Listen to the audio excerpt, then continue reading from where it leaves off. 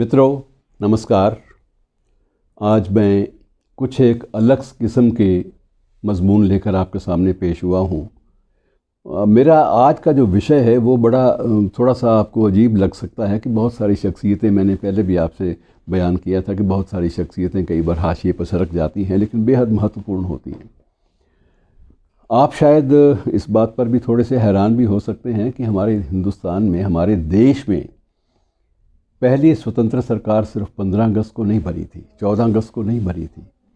उससे पहले भी 2 बार ऐसा हो चुका है जब हमारी सरकारें, हमारी आज़ाद भारत की सरकारें, स्वतंत्र भारत की सरकारें अस्तित्व में आईं, लेकिन पहली बार काबुल में आई और दूसरी बार सिंगापुर के पास किसी क्षेत्र में आई।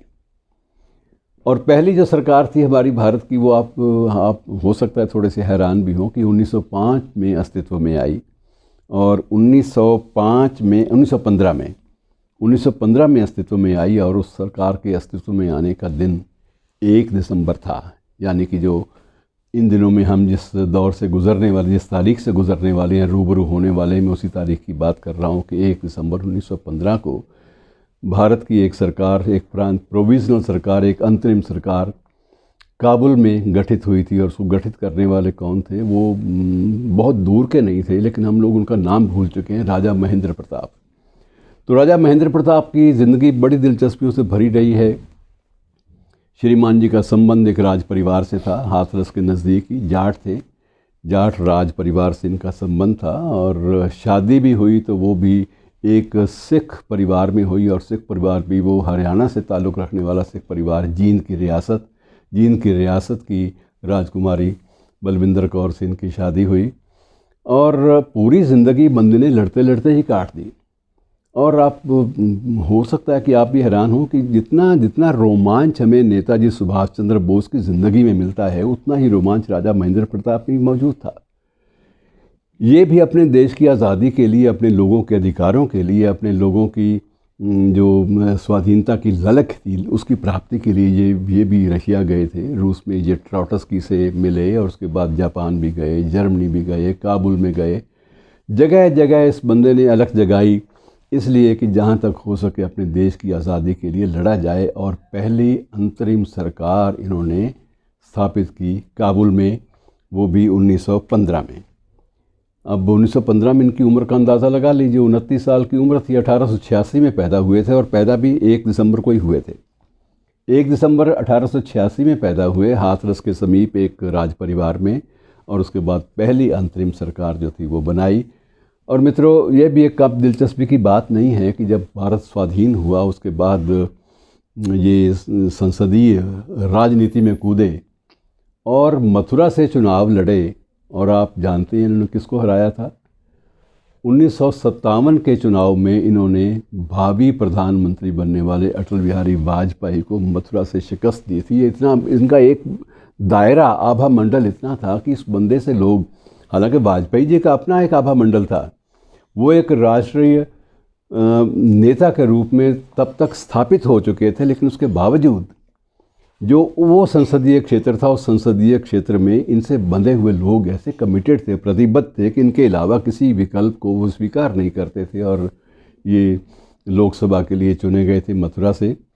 और ज़िंदगी इनकी भी बेहद दिलचस्प रही और इन्होंने बड़ी रुचिकर तरीके से ज़िंदगी को जिया। भारत सरकार ने बाद में सम्मान के लिए इनकी स्मृति में डाक टिकट भी निकाले, बहुत सारे स्मारक भी बनवाए।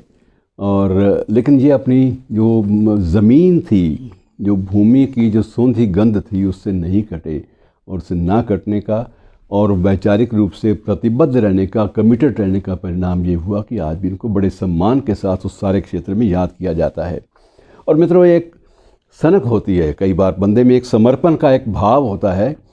समर्पण का भाव इतना तीव्र था कि श्रीमान जी को जब अपने विरासत में जब पूरा का पूरा दरबार मिला और पूरी संपत्ति मिली राज परिवार की, तो उन्होंने सारी की सारी संपत्ति उठा के कॉलेज के लिए दान कर दी।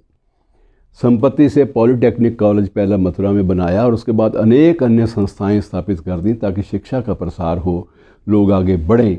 और जो विकास के रास्ते में जो दीवारें हैं, जो रुकावटें हैं, वो ख़त्म हो, इनको लेकर इन्होंने अपनी ज़िंदगी आगे चलाई।